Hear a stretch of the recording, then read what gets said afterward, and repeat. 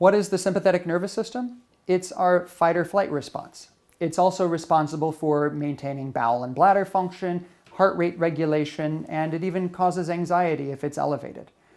Now, the sympathetic nervous system gives sensation to all of the internal organs and the discs in your neck and back, and anytime there's any disruption of these structures, it will be sensed in the sympathetic nervous system.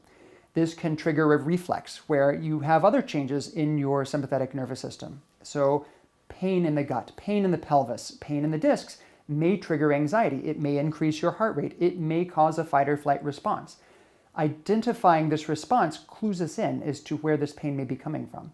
It's also an avenue for treatment. When we're treating these underlying structures, often the sympathetic nervous system will regulate itself, but sometimes it's taken on a life of its own. Sometimes it becomes a spin-off series that we have to treat separately.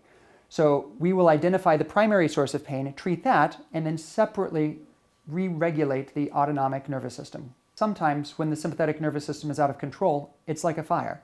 And the flames are so large in this fire, we can't actually see what's burning. We can't see what those underlying structures are. So we will do either procedures to block the sympathetic nervous system or infusions of medication or different oral medications to try and get the flames under control. Getting the flames under control, dampening down that sympathetic nervous system response will help us see what's actually underlying and what's causing the pain, which will then allow us to treat it and treat the underlying issue. Now, when we do that, often the sympathetic nervous system will re-regulate. Sometimes it doesn't, sometimes we have to treat it separately, but at least we've identified the underlying structure and we have a path towards treatment.